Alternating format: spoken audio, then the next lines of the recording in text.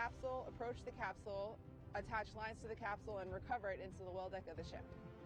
Artemis 1 recovery operations will take about 5 hours to perform all of the work we need to do because we are gathering data so that we can fly crew mission on Artemis 2. When Artemis 1 splashes down, it's going to be the culmination of all of the hard work that we've put in as a team. It's going to be an amazing feeling, hearing that we've met Earth's interface and that we can see 3 good main parachutes. And when we hear splashdown, I'm going to get goosebumps all over me.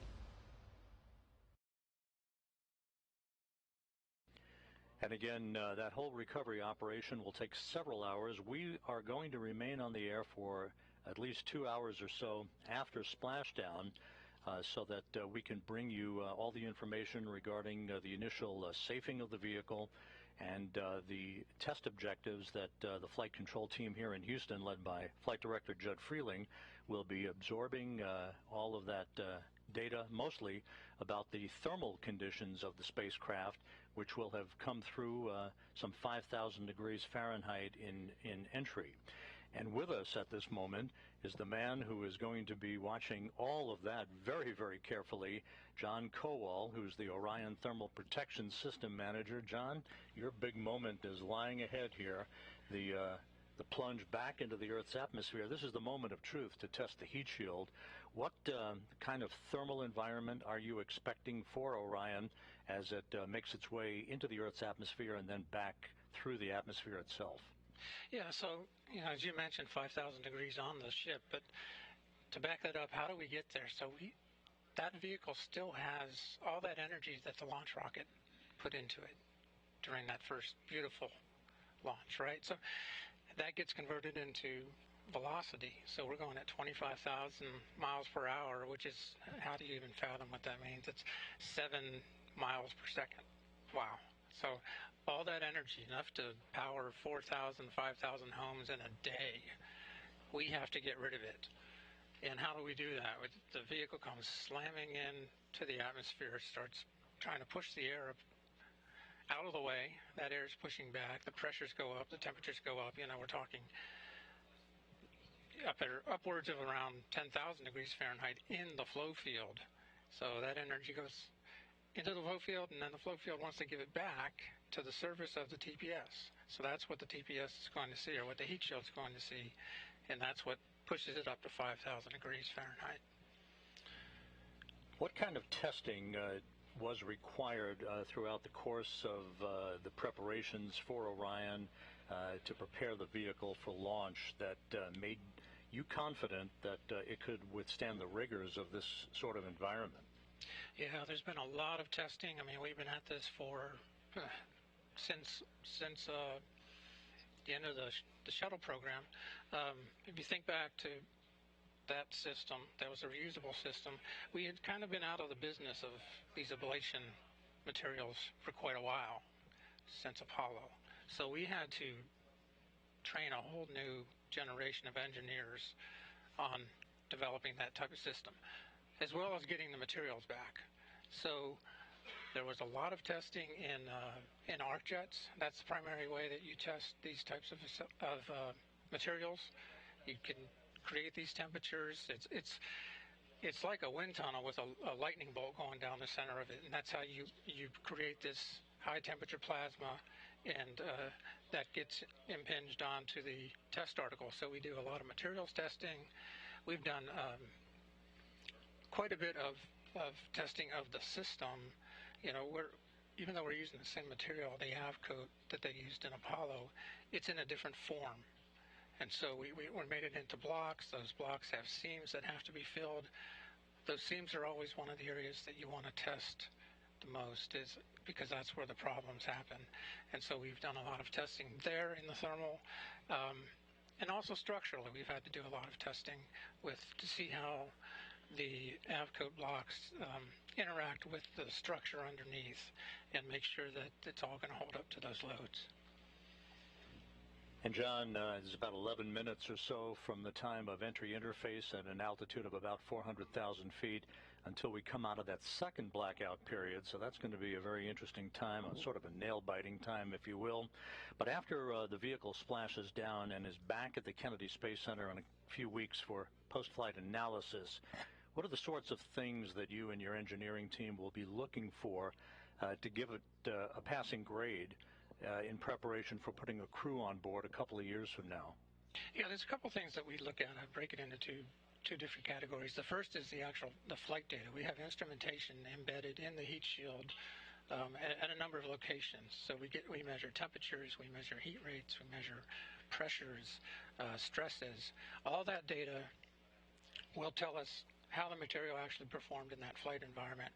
It will also help us to inform our computer modeling methods, and that's another thing that we need to make sure that it's performing how we thought it was going to perform, so that we can use those models in the future, to predict for other missions.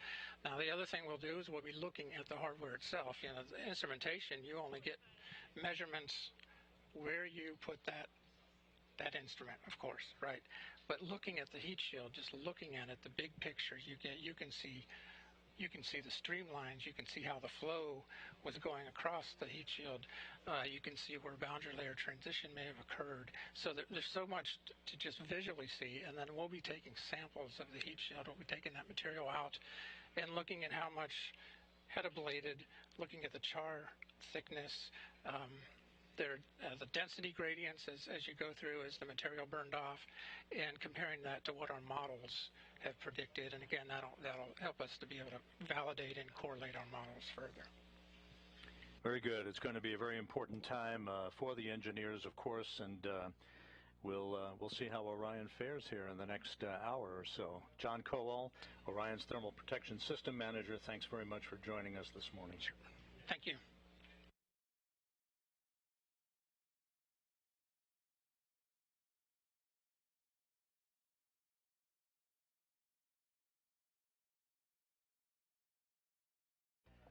Now just 16 and a half minutes away from the separation of the crew module from the European service module. That will begin a trip hammer series of events as Orion begins the process of entering the Earth's atmosphere. Entry interface just 36 minutes away. So let's go back out to the Pacific Ocean west of Baja, where Daryl is on the USS Portland. Daryl?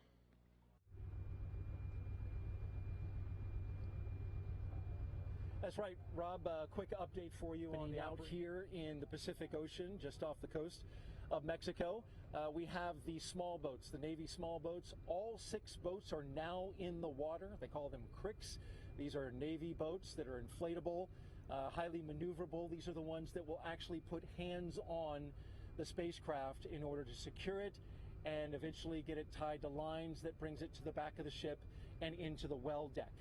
I want to talk a little bit about this location here today. This location in the Pacific, we're just about 5 miles away from the splashdown area. This was actually the backup location. Initially, this was supposed to happen off the coast of San Diego, California, but the weather forecast for that area called for a cold front that has moved in today, bringing with it 12-foot high seas. And those seas would have been too high to perform this operation, too high for the small boats for recovery. So Recovery Director Melissa Jones and the mission management team made the decision to back up and go to the backup location 300 miles south of San Diego, and that's where we find ourselves today with excellent weather in order to do this operation. As you look off into the sky, we're awaiting the second to last weather balloon release that we will have for the day. This weather data critical to the operation that is happening today, especially when it comes to the landing point of the crew module in the ocean, as well as the debris that goes with it. And that debris happens during the separation of the forward bay cover, which covers the parachutes, and then of course the parachutes and their hardware themselves. All of it together, they take in the winds, and you can feel the winds are picking up a little bit. That wind data will give us refined information and data in order to calculate exactly the landing spot. Now, we're not alone out here in the Pacific Ocean. We do have friends helping us today, and I want to take a shot now of a ship off in the distance that has joined us for today's operation, and that is the USS Montgomery. That ship is just a few miles away. As you can see it there, the USS Montgomery is providing security today. It is what the Navy calls a littoral ship. It specializes in close-to-shore combat. It's highly maneuverable in that space. Today, though, it has a peaceful mission, and that is to provide security to this location during splashdown. So for the public safety, to prevent boats from coming in and around the area, as well as provide additional eyes to the sky in tracking Orion crew module as it comes down. You can see a little bit of a bounce there, and that's caused by the seas that we are currently experiencing, which are in the range of 4 to 5 feet. Those seas closely tracked by our NASA team with the wave management system.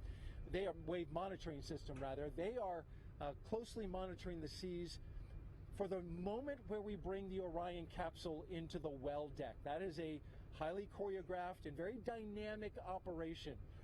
With the seas being what they are, when those waves come into the well deck, it can create a very dynamic environment with waves splashing back and forth inside the well deck, and teams on ropes trying to stabilize Orion to get it in just the right position here on the ship to then allow the well deck to drain out, have the Orion crew module put in place for its ride back to San Diego. That's the latest from here on the USS Portland out in the Pacific Ocean. Rob will send it back to you. Thank you very much, Daryl. We can report that all of Orion's systems are performing magnificently at this hour. At an altitude of just under 6,000 nautical miles, we did lock up on the tracking and data relay satellite system. So Orion's telemetry is now being processed through the TDRS network. This worked in concert with the Deep Space Network throughout the course of the mission. And now that we're on TDRS the rest of the way, we'll be able to have real-time data through our tracking and data relay satellite system constellation. We're just 11 and a half minutes away from crew module, service module separation, the first major milestone on the road home in this final phase of Orion's 25-and-a-half-day mission. So let's take a visual and interactive look at what is coming up for Orion's journey back to Earth. Let's go back to NASA's Philip Hargrove at the moon board. Thank you. Welcome back to the moon board. So we're going to talk a bit about the European Service Module and the Orion Crew Module. So as we know, these two systems have been working in tandem for a really long time, and that extends beyond just this Artemis 1 test flight for the past 26 days. So back in 2019 was when they were first integrated and pieced together. In 2020 was when they were fully assembled, including the solar panels and the protective fairings that protected them during launch. And then they were finally attached to the launch abort system and made it on top of SLS in October of 2021, prior to, of course, launch on November 16th, just 26 days ago. So we know that one of the primary test objectives of this mission is to make sure that this heat shield at the bottom of the crew module is able to safely bring our astronauts home from deep space. Now, for reference, when we bring astronauts home from the International Space Station, they're coming in at about 17,000 miles per hour. But today, Orion is coming in at 25,000 miles per hour. So we're coming in way hotter, way faster than we've done before. So we need some new heat shield technology. And we also need some additional hardware in order to slow us down and make that really happen. So let's talk about what that looks like. So this forward segment of the Orion Crew Module is called the forward bay cover. And this section is actually designed to completely be pulled off by 3 parachutes. So we have 3 parachutes that's going to pull that off. We have 2 drogue parachutes that are going to come out after that to slow us down a bit. We have 3 pilot parachutes that are going to pull our mains out. And then the stars of the show are 3 main parachutes that measure up to 116 feet in diameter each. So that gives us 11 parachutes that it takes to get us safely back home. So now that we know a little bit about what that hardware looks like, we can take a look at what that journey actually looks like. So as we know, we had a 7-day return transit. And as we approach the Earth, the service module and the crew module are separated from one another. And the service module is going to burn up in the atmosphere above the Pacific Ocean. As that happens, the Orion crew module is going to use its reaction control thrusters to do a 180 flip and point that heat shield towards the atmosphere as we target re-entry. So a really important phase here is entry interface. This is at an altitude of about 400,000 feet, and this is where we define a lot of our entry conditions, such as the flight path angle and the velocity. Now this is really important because if you come in at too shallow of an angle, you may bounce right off the atmosphere and not even re-enter. But if you come in too steeply, you're going to experience forces that are beyond the design of your spacecraft. So what we're going to do today is actually toe the line and do a nominal skip maneuver where we're actually going to bounce off once. That allows us to have a steeper re-entry, and that actually increases the heating, allowing us to really test the capability of that heat shield. And we will also be minimizing the G loading, which leads to a softer ride for the Moonican and in the future for our Artemis astronauts. Now, once we do that, the atmosphere is going to slow us down pretty significantly, but we'll still be going over 300 miles per hour. And then we will slow down to 20 miles per hour after that sequence of 11 parachute deployments. Now, once we splash down west of California, we will have these red inflatables that will make sure that no matter what orientation we hit the water at, we will be right side up. And then the USS Portland is going to recover the capsule and bring it back to the U.S. Naval Station in San Diego. Now, there's a really large team comprised of U.S. Navy, Air Force, NASA, contractors who worked really hard to prepare for today. So I am super excited to see them welcome Orion home. Back to you.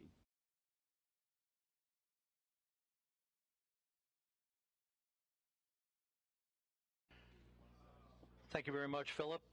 We are coming up on the critical stuff leading up to Orion's return to Earth and its splashdown in the Pacific, just 7 minutes away now from crew module, service module separation. That European service module has worked like a champ throughout the course of the mission. The service module, which of course housed the solar arrays and all of the other propulsive functioning for Orion throughout the course of the mission, has been monitored in the European Service Module Control Room in Noordwijk in the Netherlands, where that team of flight controllers is eagerly awaiting the completion of the service module's work just a few minutes from now, when it will pyrotechnically separate from the crew module, leaving the crew module on its own. Entry interface is scheduled just 26 minutes from now. We'll be receiving reports from Flight Director Judd Freeling and his team of flight controllers throughout Orion's descent back into the Earth's atmosphere and through all of the parachute deployment sequence events leading up to splashdown that is scheduled at 11:39 and 42 seconds a.m. Central Time, 9:39 and 42 seconds a.m. Pacific Time. One thing worth noting is once Orion splashes down in the Pacific, it will stabilize in one of two positions, either pointed up, which is called Stable 1, or pointed down in Stable 2. The crew module uprighting system, known as the CMUS, deploys a series of 5 bright orange helium-filled bags on the top of the capsule that will either flip Orion right side up or keep it right side up in its Stable 1 position. Those 5 bags are packed in hard containers and installed atop the capsule inside the structural gussets between the parachutes and other equipment. They're inflated with helium gas that is stored in pressure vessels located close by the bags. Each bag has its own independent inflation system. The CMUS, or Crew Module Uprighting System, initiates after landing and opens up a valve for helium to flow into those uprighting bags. It is considered, at least operational, that we have 4 out of those 5 bags to inflate to maintain a Stable 1 configuration for Orion to enable Navy divers to approach the vehicle. One of the first things that they'll be looking for is any leakage of toxic gas or toxic fuel from the vehicle. Assuming there is no such leak and that Orion appears to be in good shape, then they'll begin the methodical process of approaching the vehicle with other personnel and other Navy assets in order to begin the securing of Orion on the ocean for its towing back into the well deck of the USS Portland.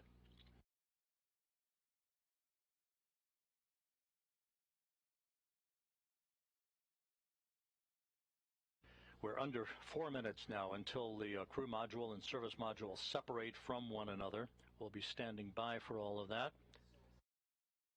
You can see in this telemetry-driven animation that Orion is currently traveling just under 17,000 miles an hour, just under 4,000 miles away from Earth, and a hefty 254,000 miles from the moon, which of course was its target, in distant retrograde orbit, flying around the moon for its outbound powered flyby at the beginning of the mission to move to a distance of some 268,000 miles away from Earth, farther than any human-rated spacecraft designed to return to Earth had ever been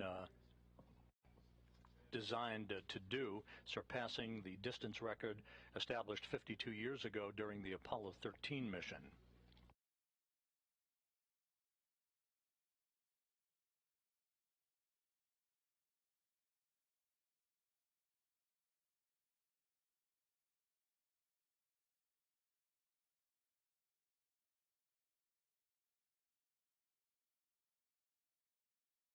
Here in Mission Control, the flight dynamics folks and the guidance, navigation, and control folks have put up a graphic which is essentially the ground track for Orion as it will make its way across the southern Indian Ocean, passing the northwest coast of Australia en route to its ultimate trajectory that will carry it across the Pacific.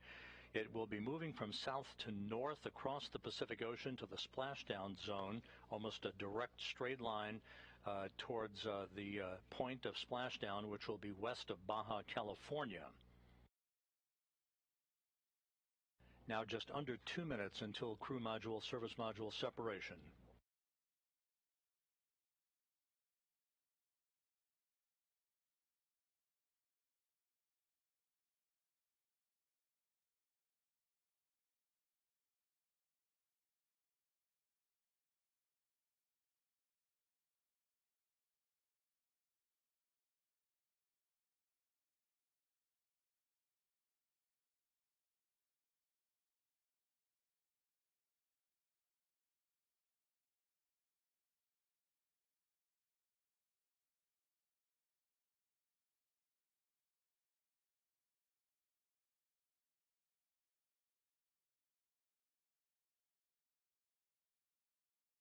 Now just 1 minute away from crew module, service module separation.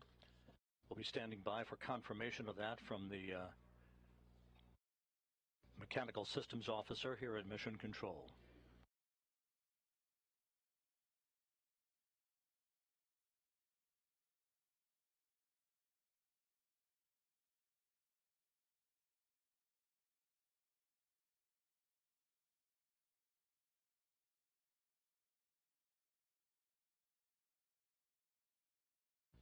"30 seconds until separation. This will come at an altitude of 3,200 statute miles.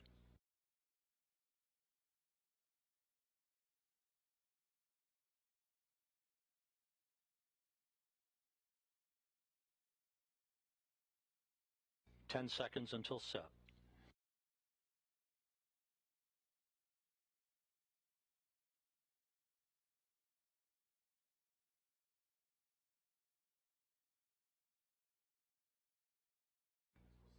We have confirmation of separation. Orion flying on its own.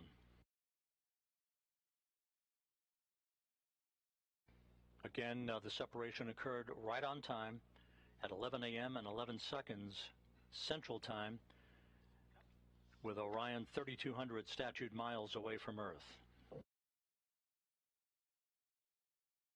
The service module, the European service module, has done its job.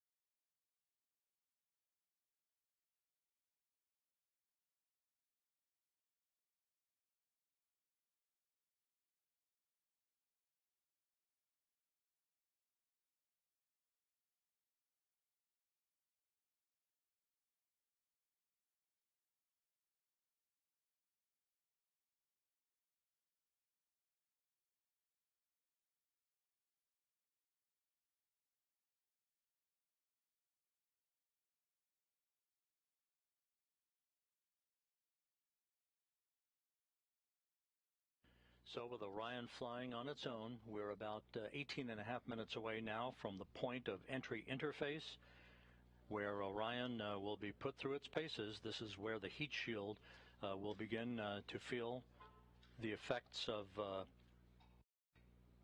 peak heating of 5,000 degrees Fahrenheit on the heat shield, and the beginning of 2 blackout periods where the plasma around the vehicle will build up such that it will block data and communications between mission control and the spacecraft itself.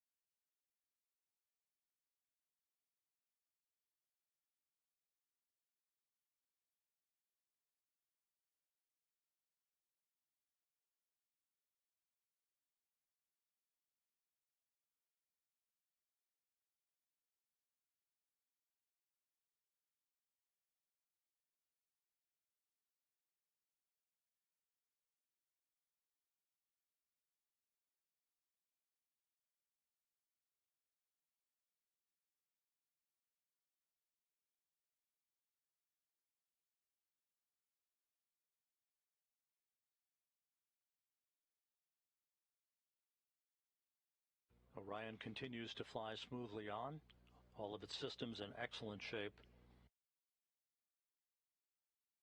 Less than 17 minutes until entry interface.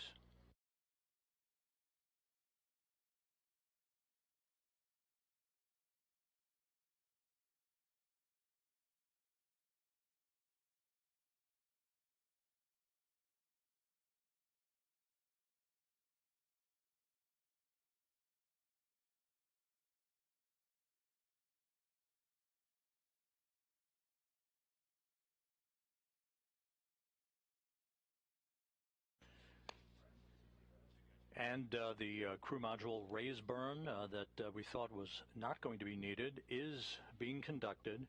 Just basically a fine-tuning of the orientation and the angle, a 16-second firing of the thrusters, and a good burn reported, 8.12 feet per second, and a change in velocity. So the raise burn was executed. That will further fine-tune Orion's path at the proper azimuth or orientation, where the heat shield is at its optimum angle to begin the repulsion of the heat that will build up around the heat shield at the time that we begin entry interface, just about 15 and a half minutes from now. So the crew module service module separation went off as planned. The raise maneuver was executed at 11:03 and 41 seconds Central Time. Again, the raise maneuver was executed. Orion now flying at the proper orientation for entry interface into the Earth's atmosphere. Entry interface is scheduled at 11:20 and 14 seconds a.m. Central Time at an altitude of 400,000 feet. At that point, Orion will be traveling 24,464 miles an hour with a range to splashdown of 3,659 statute miles.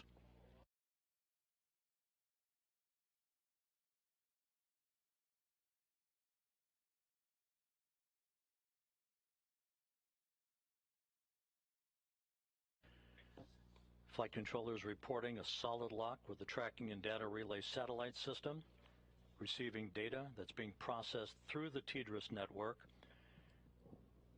Just a reminder that after we pass into the Earth's atmosphere, at the speed at which we're going and with the temperatures expected to build up very quickly for peak heating around the heat shield of Orion, we will begin the first of 2 blackout periods, the first of which is scheduled to begin at 11:20 and 16 seconds a.m. Central Time and will last about 4 minutes and 48 seconds.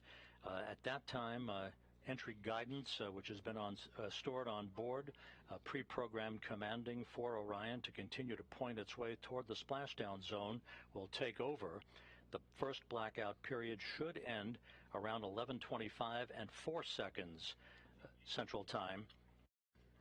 That will set the stage for the skip entry, basically the maneuver that will enable Orion to dip into the Earth's atmosphere and skip back out of the Earth's atmosphere and dip back into the Earth's atmosphere like a rock, a flat rock on a pond. That will continue to dissipate energy and heat on the spacecraft, and is a maneuver that data will be gathered for to try to bring in multiple splashdown sites for crewed missions in the future. The second of the two blackout periods is scheduled to begin at 11:29 and 3 seconds a.m. Central Time, and that will last for about 2 minutes and 50 seconds till about 11:31 and change. That'll be the final blackout period, after which we should lock up solidly for the remaining 8 minutes or so until splashdown.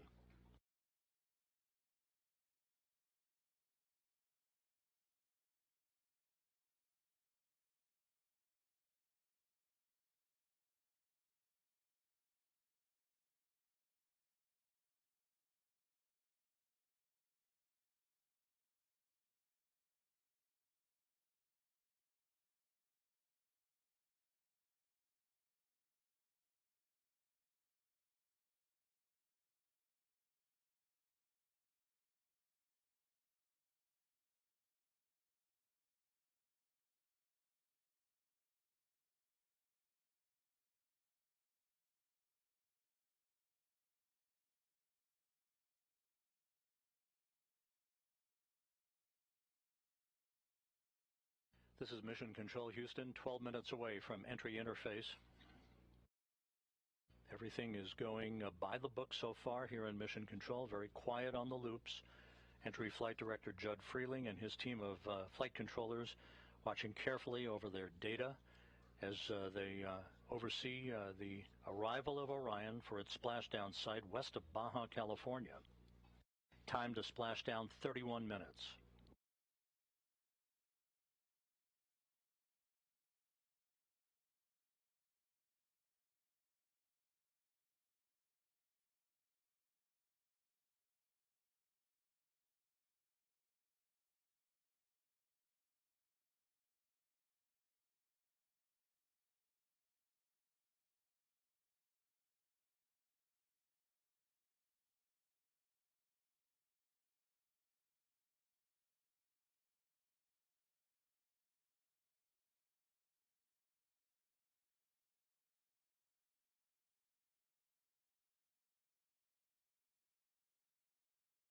Less than 11 minutes now until entry interface.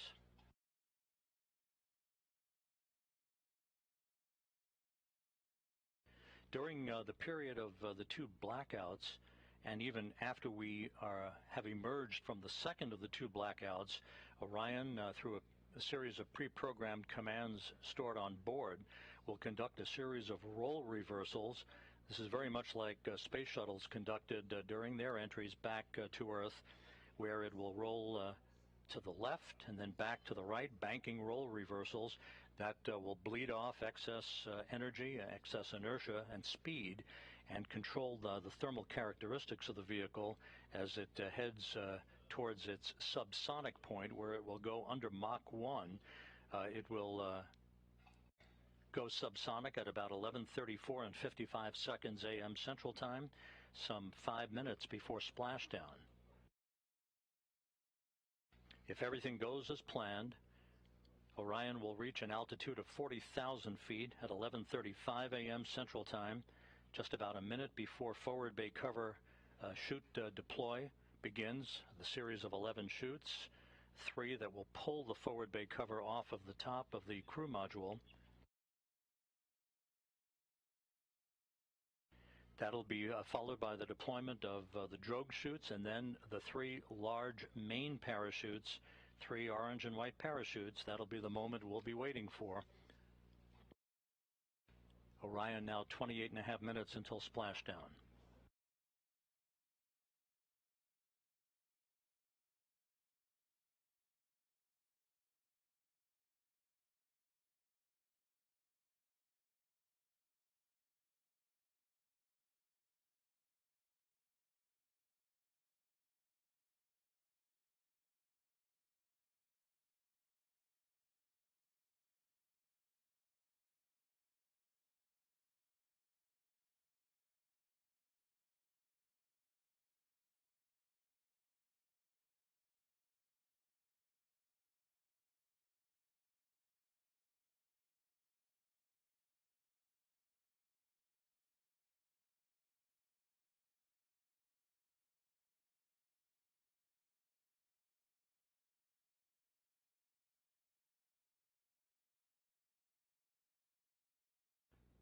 Orion is approaching the northwest coast of Australia. 27 and a half minutes until splashdown. We're just 8 minutes away from the point at which Orion will dip into the Earth's atmosphere and begin what basically is a hellish entry, where temperatures around the spacecraft will raise to about 5,000 degrees Fahrenheit. That's half as hot as the outer surface of the sun.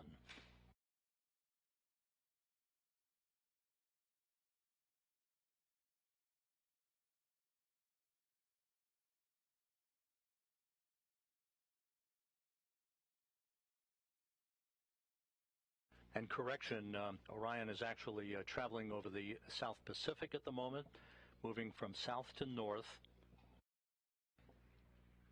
Just 7.5 minutes until entry interface.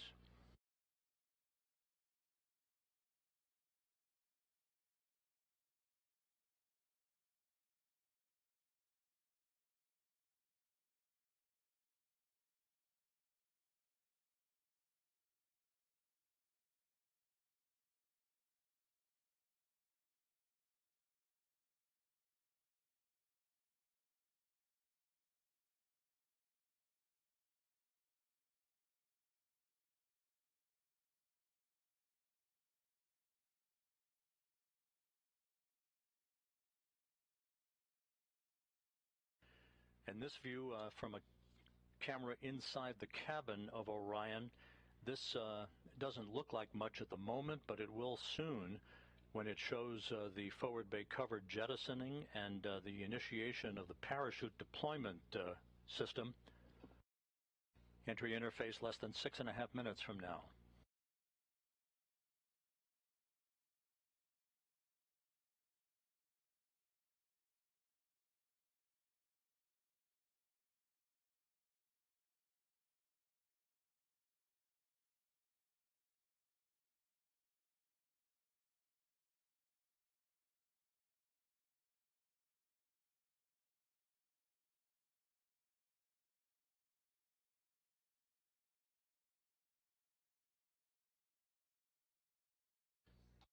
Just to recap, the crew module, the Orion crew module, separated from the European service module about 14.5 minutes ago, right on target as it was planned, and a short raise maneuver, a 16-second firing of Orion's thrusters, oriented the vehicle, raising it just a tad so that its heat shield was at the proper orientation in the direction of travel, to begin entry interface in about 5 minutes at an altitude of 400,000 feet above the Earth. Orion is making its way south to north across the Pacific Ocean. Currently traveling at 23,000 miles an hour.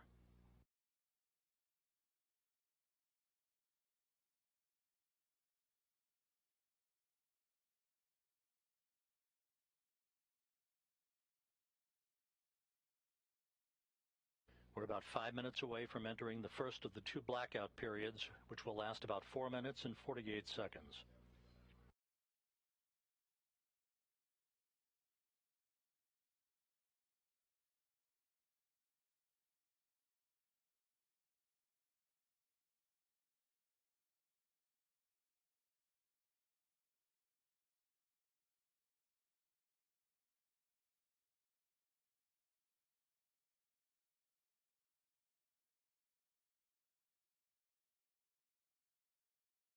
A journey that began with the power of the launch of the Space Launch System 25.5 days ago, about to reach its final minutes in the searing heat of reentry, where temperatures around Orion will build up to 5,000 degrees Fahrenheit. Just under 4 minutes until entry interface.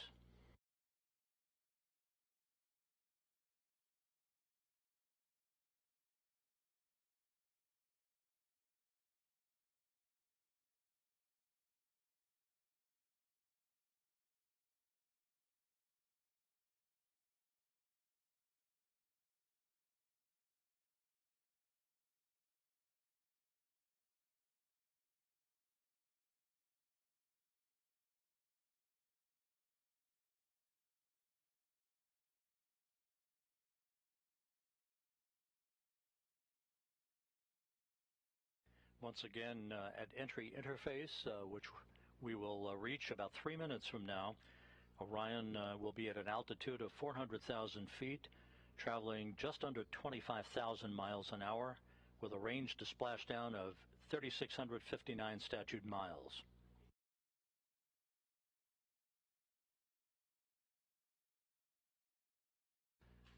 Within seconds after reaching entry interface, we'll begin the first of the 2 blackout periods that will last just under 5 minutes, about 4 minutes and 48 seconds.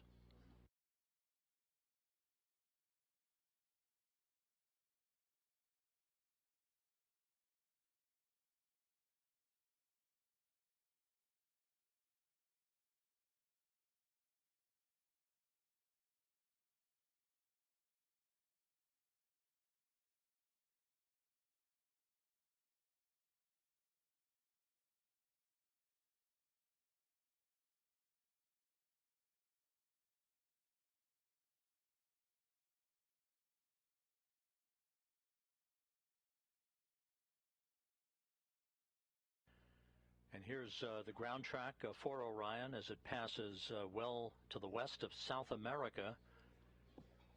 We're just 1 minute, 44 seconds away from entry interface, moving from south to north to its splashdown target west of Baja, California.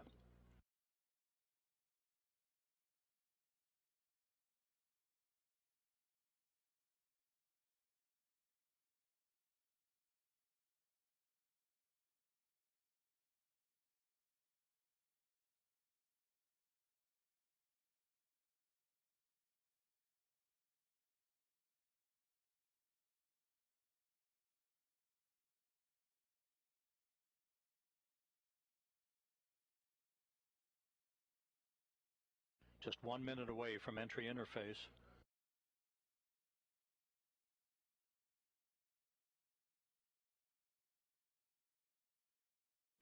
And this view from the cabin camera, looking out of the upper hatch of Orion, you can see the limb of the Earth.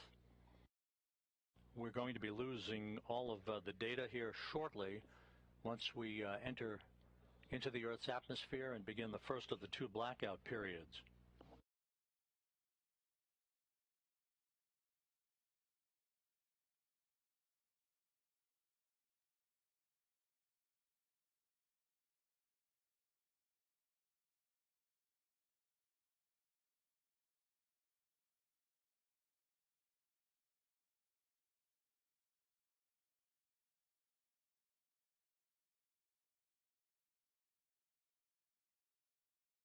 Standing by for entry interface and the first of the 2 blackout periods.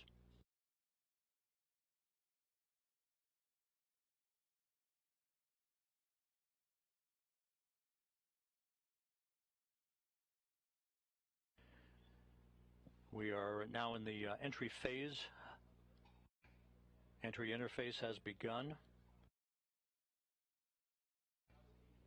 Entry interface at 400,000 feet. Orion traveling just under 25,000 miles an hour.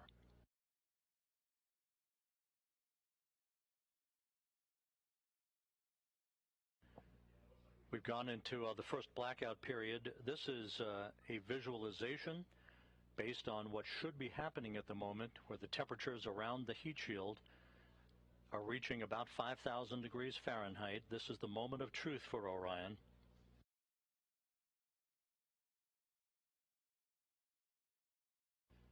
We should be coming out of this first blackout period just under 4 minutes from now.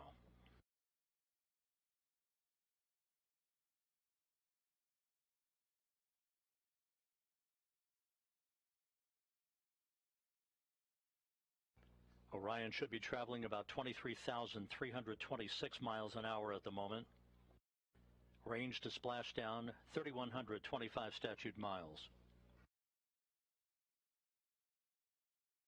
Again, this is a visualization of what should be happening with Orion at the moment, although we are in a blackout period that should end about 3 minutes and 15 seconds from now.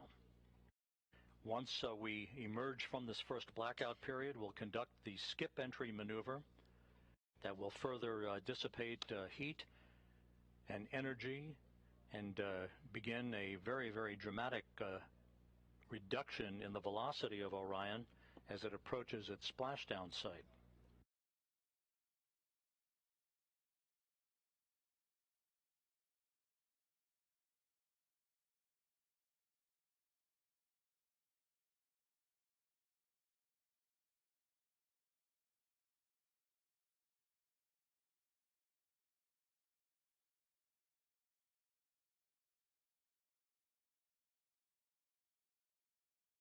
Clocks here in Mission Control showing the sequence of events yet to come. The first blackout period to end about 2 minutes and 18 seconds from now. The second of the two blackout periods would begin about 6 minutes from now for about 7 minutes, followed by the jettisoning of the forward bay cover. That will begin the sequence of the deployment of the parachutes. First, a pair of drogue chutes, 3 pilot parachutes that will then pull 3 main parachutes to begin the final moments of Orion's descent back to its splashdown in the Pacific Ocean.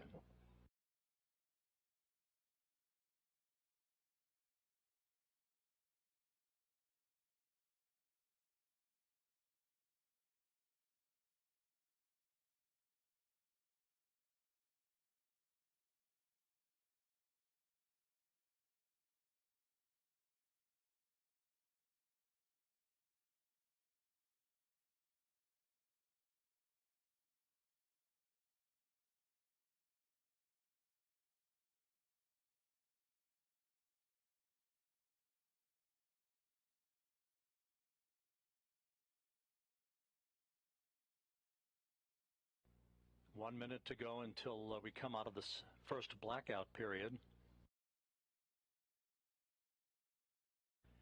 When we emerge from this first blackout period, we'll be at an altitude of 274,000 feet, traveling just under 17,000 miles an hour with a range to splashdown of 2,000 statute miles.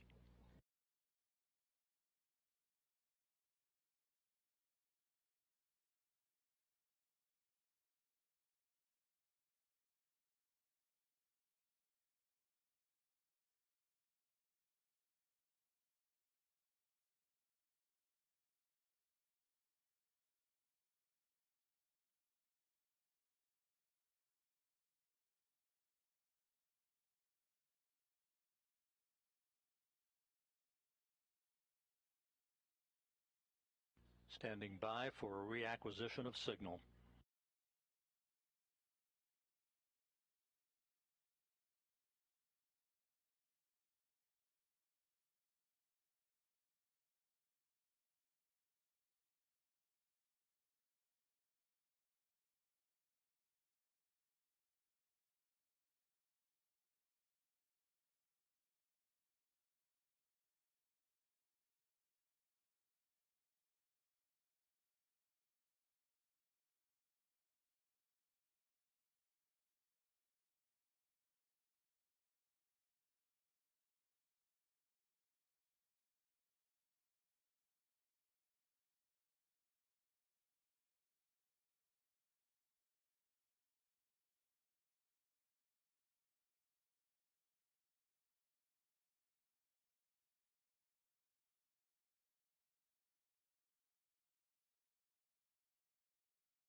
And we have data from Orion. Orion out of the blackout period.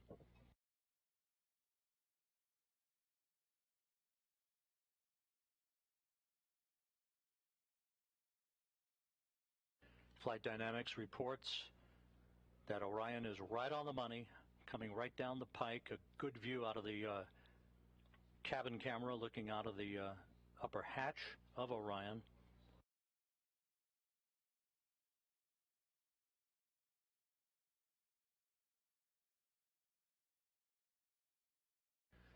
We should be performing the skip entry maneuver momentarily. Good communications established with Orion.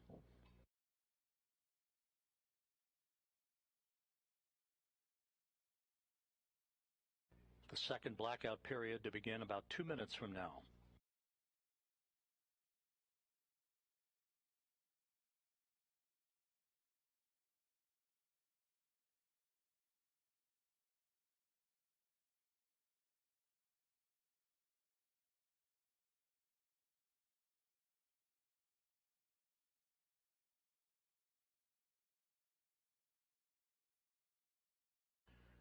Orion is at the apogee of the skip entry maneuver, beginning the second in a series of roll reversals, again banking maneuvers to bleed off excess inertia and to dissipate heat around the spacecraft.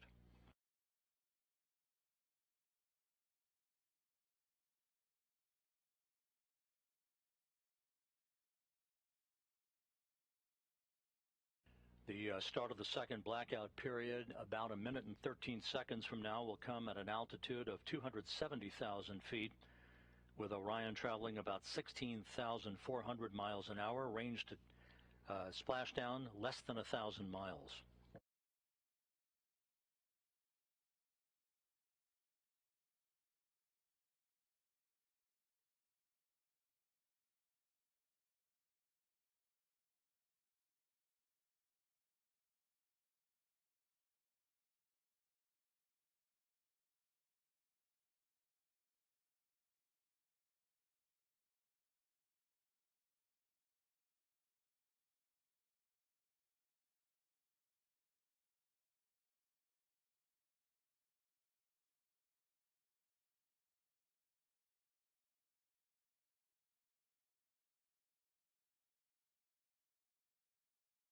Coming up on the start of the second blackout period.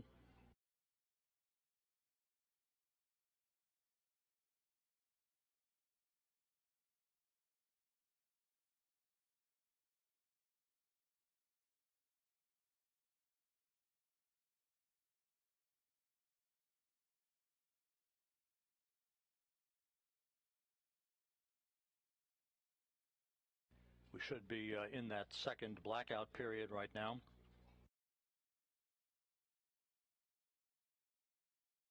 Orion approaching a velocity of 20 times the speed of sound. If all goes as planned, we should be out of the blackout period with a solid lockup on the vehicle at 11:31 and 46 seconds a.m. Central Time.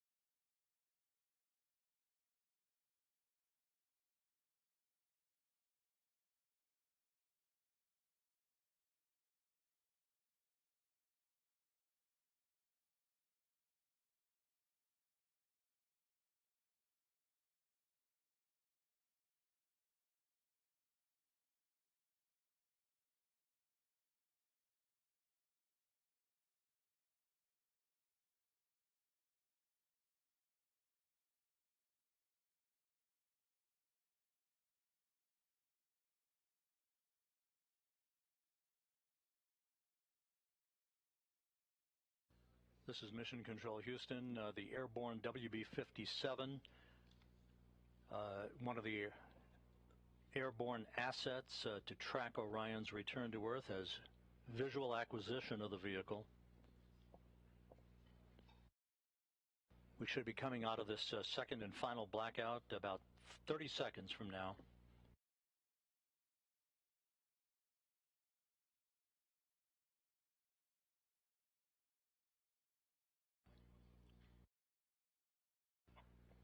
And helos flying off the deck of the USS Portland now have a visual acquisition of Orion as well, at an altitude of 174,000 feet, traveling 12,600 miles an hour, range to splashdown 288 statute miles.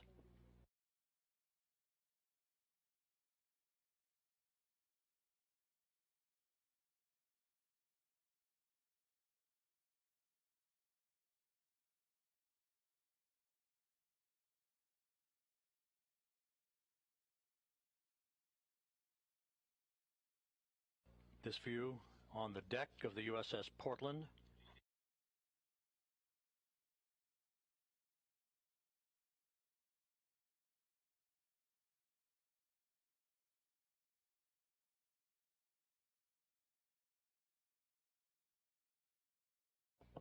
And there is a view out of the cabin camera of Orion. As it continues a series of role reversals, we have data back from the spacecraft. Flight Dynamics reports Orion straight and narrow on a true course toward its splashdown site. Forward bay cover jettisoning less than 3.5 minutes from now.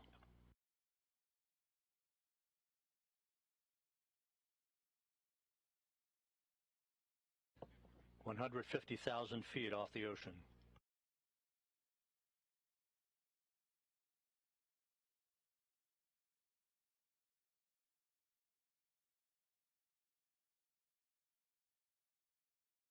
Orion now traveling at Mach 10.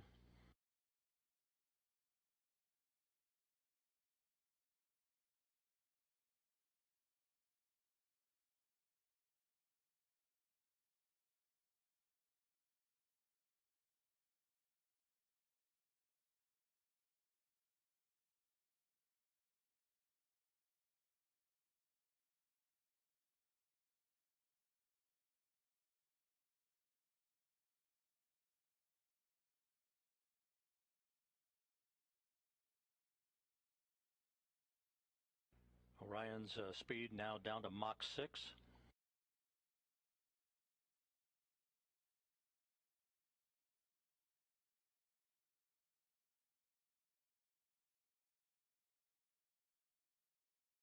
Two minutes until forward bay cover jettisoning.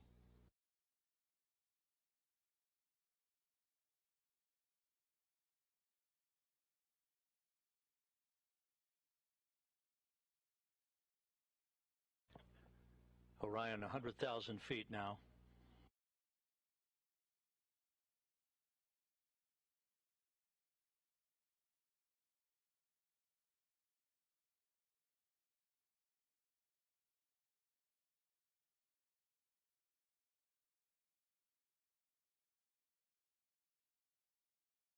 The spacecraft about to go subsonic.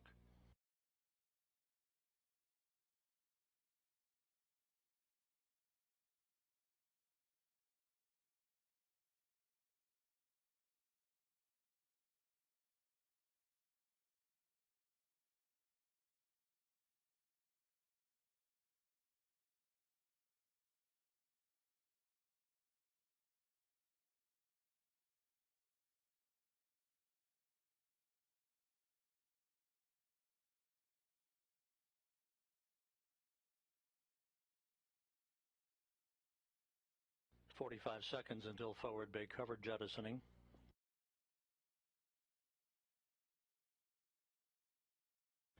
Orion now at 50,000 feet.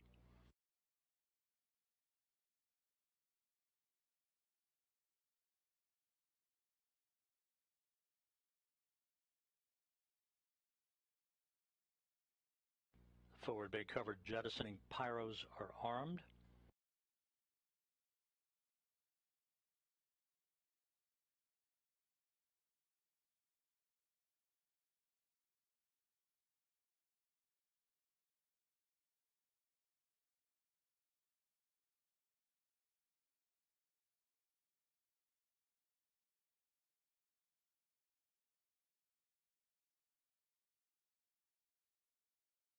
(25,000 feet).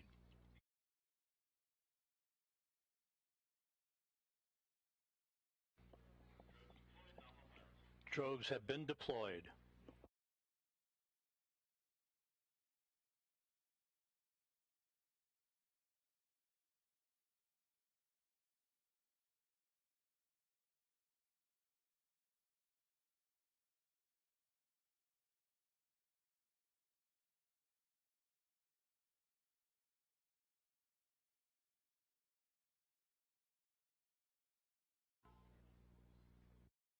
Two good drogue shoots reported by the recovery team out in the Pacific.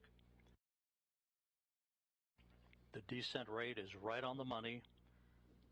Orion's velocity now down to 282 miles an hour. Range to splashdown 1.5 miles. 10,000 feet now.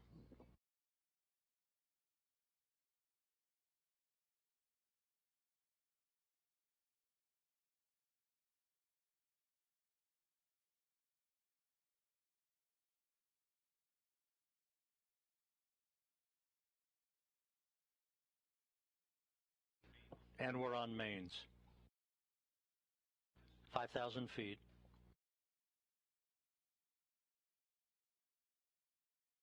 Reefing in progress.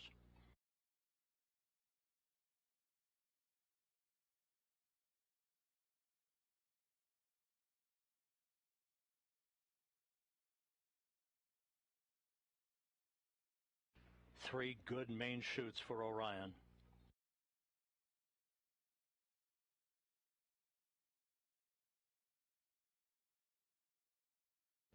We have three fully inflated main chutes.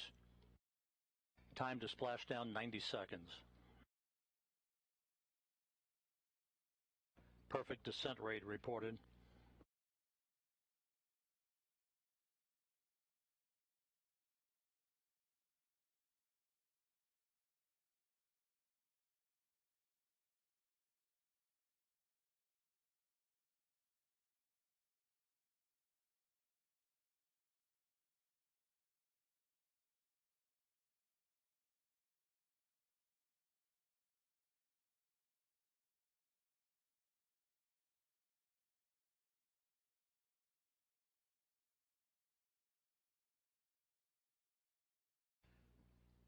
And there it is, high over the Pacific, America's new ticket to ride to the moon and beyond now in view. Orion under its chutes descending toward splashdown.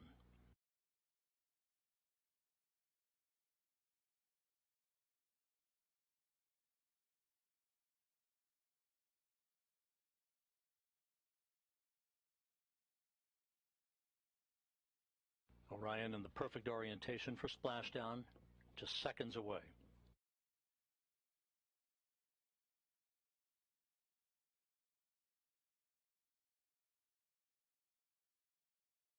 (1,000 feet).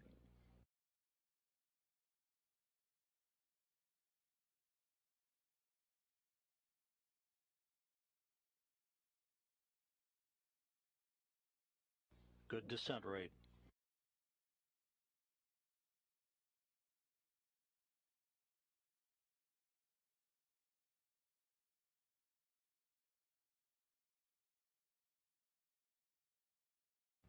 (500 feet).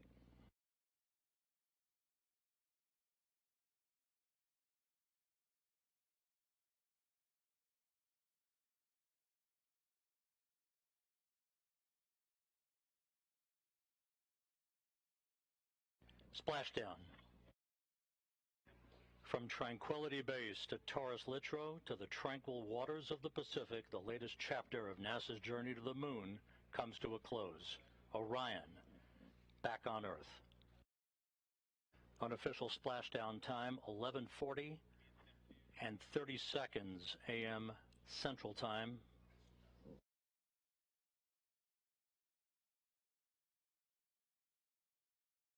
At a mission elapsed time of 25 days, 10 hours, 54 minutes, 50 seconds. That's unofficial. Splashing down off the coast of Baja California.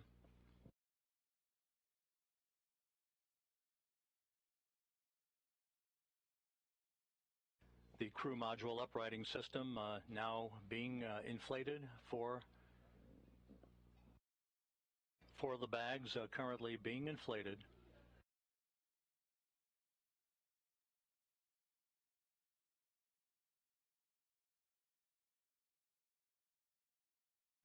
And we have a report that Orion is stable one, upright, the way it should be.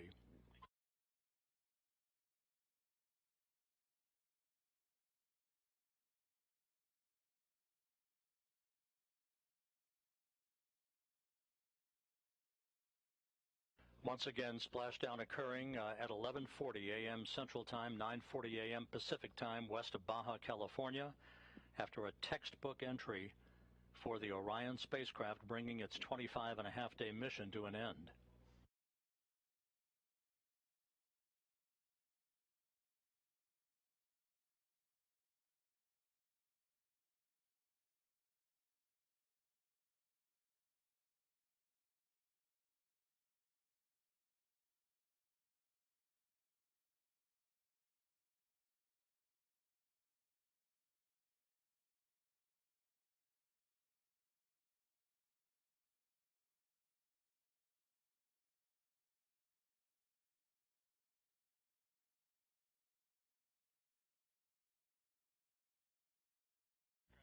Orion's recovery beacon is on. We have confirmation that 4 out of the 5 crew module uprighting system bags have fully inflated, standing by for word on the 5th one.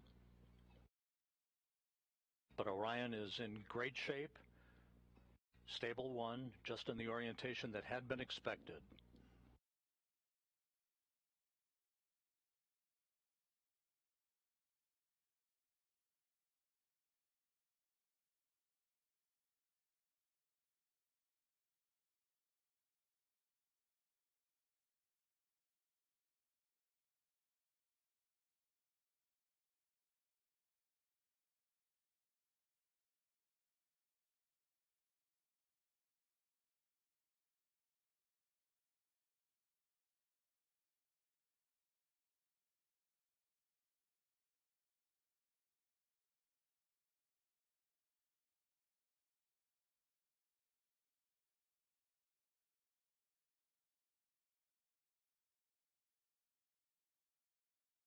This is Mission Control Houston. Once again, the Orion spacecraft, having completed a journey of 1.4 million miles,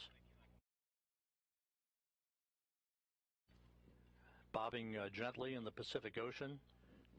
4 out of its 5 crew module uprighting system bags have been deployed. We're standing by for word on the 5th. However, irrespective of that, it is in stable 1 configuration in good shape, according to the recovery team.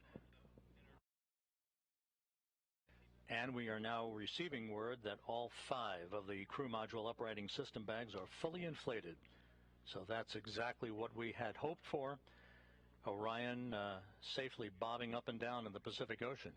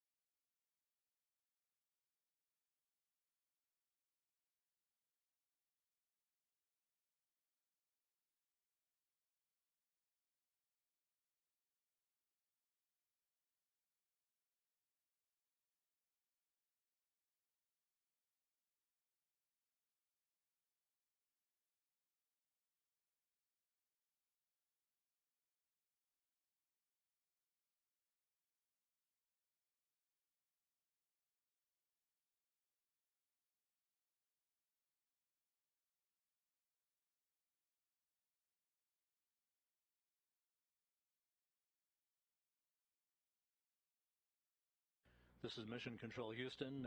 You're looking at the Orion spacecraft that splashed down about 6.5 minutes ago at 11:40 a.m. Central Time, 9:40 a.m. Pacific Time. We are estimating that it splashed down around 5 nautical miles away from the USS Portland. The recovery ship and Navy boats and divers will be approaching the vehicle before long. The spacecraft is in what is called a stable 1 configuration, upright, just the way we had expected it to be. 5 perfectly inflated crew module uprighting system bags, maintaining a nice gentle configuration for Orion. First of the Navy helicopters now approaching the vehicle.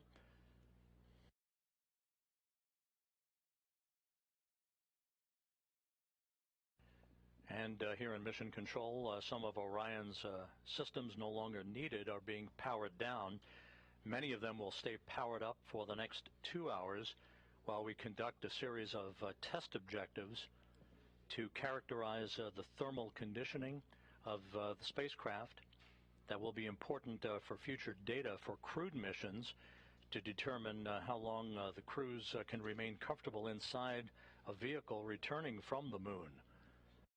We also will be conducting tests of the beacon and SARSAT system for maintaining tracking of the spacecraft, for recovery forces that will be approaching the spacecraft in the future, and coming up in the next hour and a half will be the reactivation of an ammonia boiler system that will provide cooling in the spacecraft, as it will when crews return from their missions on board Orion.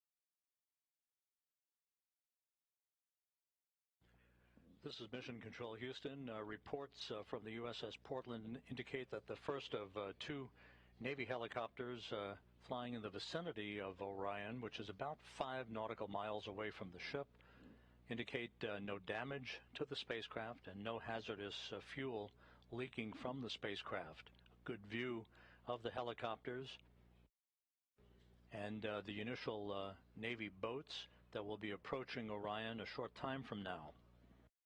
Once again, the splashdown occurring at 11:40 a.m. Central Time, 9:40 a.m. Pacific Time.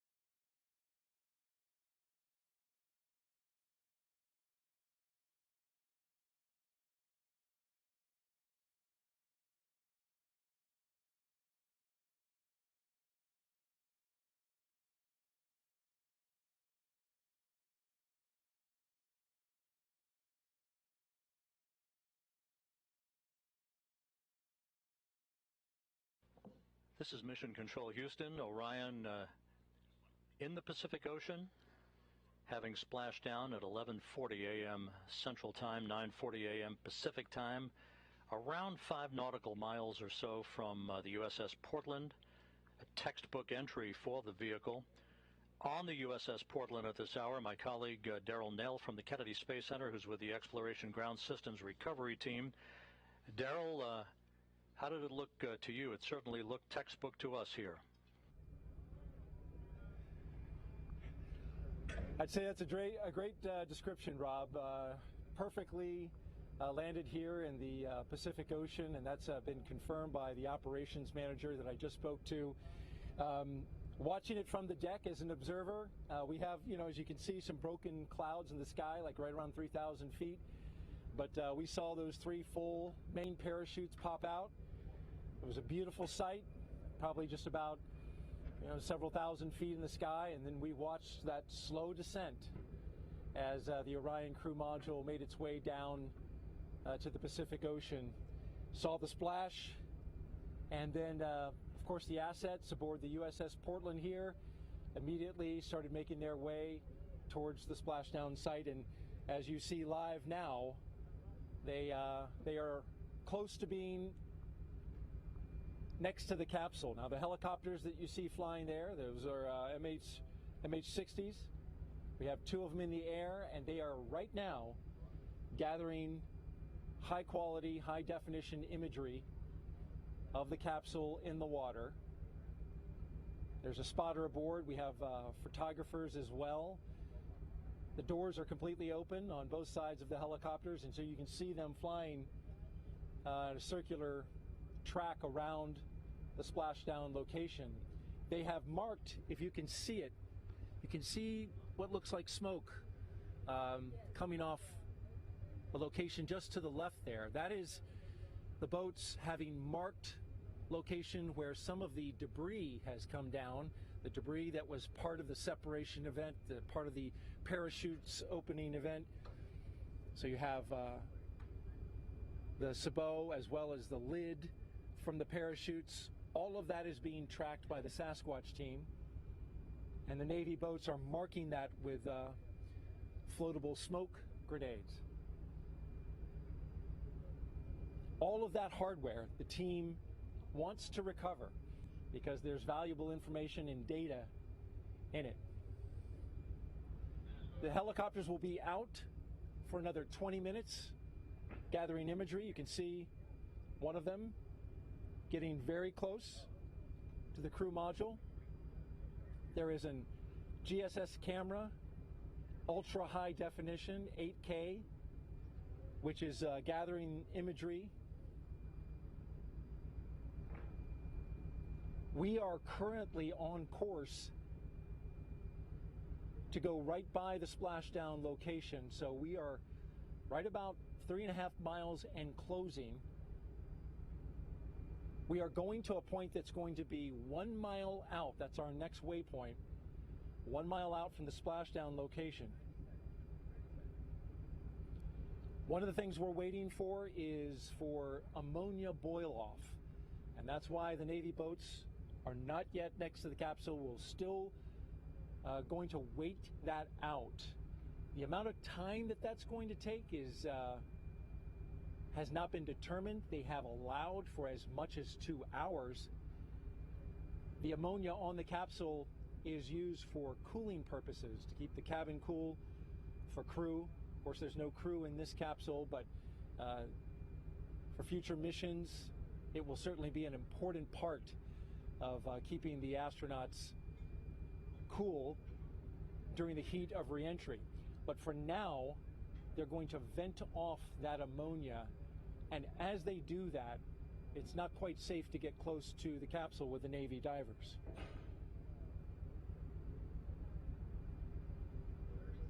So of course we'll keep our eyes fixed to the location, our cameras as well. The USS Portland's standing by for our next waypoint, 1 mile from the splashdown site. And then once the completion of the ammonia boil off, the Navy boats will be going in. Spectacular sight from out here, Rob. Toss it back to you. Thanks, Daryl. Back here in Mission Control, the entry Flight Director Judd Freeling on the left. To his left, Flight Director Rick Henfling. And with me on console here, probably none more important than the NASA Administrator, Bill Nelson. Senator, thank you for joining us today. Rob, I'm overwhelmed. I'd say it's good to see you, but this is an extraordinary day. I remember years ago when I saw you return on Columbia from your mission into space, and it all conjures up a tremendous amount of memories. Orion back on Earth, having circumnavigated the moon, having survived a critical test of its heat shield. I think you have to be hesitant to celebrate and throw confetti a little bit too early, but it certainly is an important achievement, is it not? It's historic because we are now going back into space, into deep space, with a new generation. Kennedy just stunned everybody with the Apollo generation and said that we were going to achieve what we thought was impossible, and did that in a short period of time. And many things have happened since. But we knew we were going back, but we knew we were going back to the moon just to continue to explore outward into the cosmos. And so that's why this is a defining day.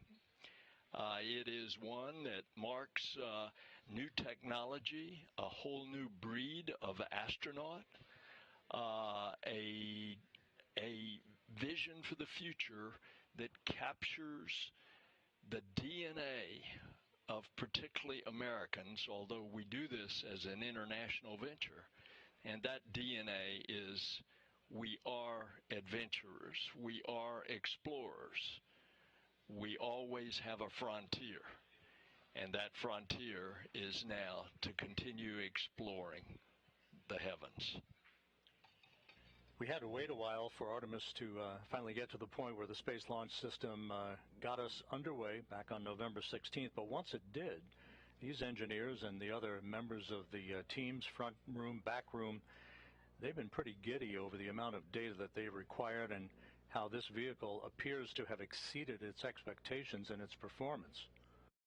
The whole vehicle, the rocket, the European participation in the support module, the spacecraft itself, Orion, performing so well that they added a lot of tests. And lo and behold, we're going to be up to our ears in data, thankfully. And of course, today the two main things that had to happen was that that heat shield had to work, and it did beautifully, where they can skip off the atmosphere and bleed that speed down from 25,000 miles an hour. And then the parachutes had to work, and they did it as well. You know, the engineering, the design of this mission, all the work that will go into the next flight when a crew is on board, right, to orbit the moon. What does this say about NASA and the international partner cooperation and the partnership that ultimately takes us not only to the moon but beyond? Well, it says a lot about our country because we don't do it secretively. We do it openly, and we do it with our friends, and we invite all peoples of the earth. And we are doing it also with commercial partners, because when we go into orbit on Apollo 3, we are going to rendezvous and dock with in this case, SpaceX lander, and the crew will go down to the surface. And then we have another competition going on now for another lander, so that we will have two landers. And again, this is the program of going back to the moon to learn, to live, to invent, to create in order to explore beyond. 50 years ago today, Gene Cernan, Jack Schmitt landed their lunar module Challenger on Taurus Littrow, the final lunar landing. It only seems fitting half a century later to the day, Orion back home. And what a fitting opportunity that I had last night to sit with Jack Schmitt at the astronaut dinner and to talk to him about those experiences. 50 years, it's a long time, but look what we have done in the meantime. The space shuttle, we built the International Space Station, we brought in commercial partners. We now go to and from regularly the International Space Station with cargo and crew. Here we go. We've got scouts going to the moon that are commercial scouts that land, that take NASA instruments and scientific instruments in preparing us for the landings of our astronauts. And so it's a new day. A new day has dawned. An Artemis generation is taking us there. And Orion continues to await the arrival of the USS Portland, which shouldn't be very much longer from now, and some flight test objectives that will be taking place over the next couple of hours before we here in Houston hand the vehicle over to the Kennedy Space Center recovery team. NASA Administrator Bill Nelson, pleasure to see you today, and thank you so much for being with us. What a day. Oh, it is my great privilege.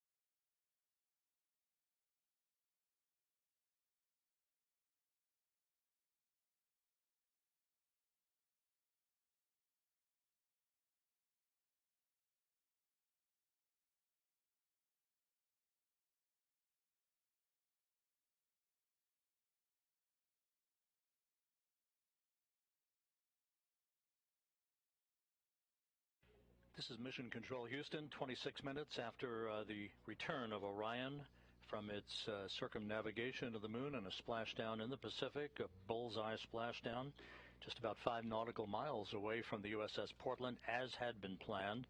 The Portland about to arrive near the spacecraft, as you heard from Daryl Nail, who at this moment is standing by on the Portland with the woman in charge of the recovery operations, Melissa Jones. Daryl? Thank you, Rob. That's right. Melissa Jones, the recovery director, just came from outside the ship's control center where she was monitoring and, of course, managing her team in the midst of this recovery. So, Melissa, thank you for being here. Thank you for having me. This is an exciting day. What a day it is, right? We just had splashdown, and want to ask you, first of all, operationally, where do we stand and what do we have to go? So we had a picture-perfect splashdown, and at this time we're gathering data. With the CM powered up, we'll get some flight test objective data on thermal conditioning, and we're doing some signal data with the tri-band beacons, making sure that we can see the beacons on the capsules and on the astronaut suits to prepare for Artemis 2. And once that is complete, the vehicle will be powered down by the Mission Control Center, and they'll hand that over officially to us here locally in the Pacific. And then we will approach the capsule and attach some lines to it and pull it into the back of the well deck. And that's a delicate mission, right? Because you will be attaching lines, and through the use of Navy boats and then also a winch inside the well deck, and Navy sailors on the lines attached to it as well. It seems like a very delicate operation, especially getting in the well deck where waves will be sloshing around. And we've got already 4 to 5 foot seas out here in the Pacific. Correct. So it is a delicate balance to try to control the capsule in the well deck with all the water that we have in there, and to softly land it on the cradle so that we can capture as much data from the heat shield as possible. Now, as the capsule was coming down, just briefly tell me your reaction that moment that it splashed down. So when they called capture from the helicopters, it was the most amazing feeling. It's just been a long time coming. We've been working this mission for a while, and we've done a ton of training. And every time you do training with a mock-up capsule, you don't have any of that. You don't have parachutes. You don't, hear it coming back through the atmosphere, the sonic booms and all of that kind of stuff. And today that actually happened. It's just amazing. And your team, it's worth noting, has been out here a long time. From the moment of launch, you were on console, ready to support if something off-nominal happened, unusual. You were going to be able to recover that capsule wherever it was needed to recover. So you were working that and then stayed through Thanksgiving all the way to now. So it's been a long road. It has been, yeah. Several of us supported launch, and then we deployed out here about 23 days before, and we're out here for Thanksgiving as a team. So we have been waiting for this and preparing for it for a while. And it looks like you're doing a great job so far. Good luck the rest of the way, Melissa Jones, and thank you for joining us. Thank you very much. Thanks for having me. All right, Rob?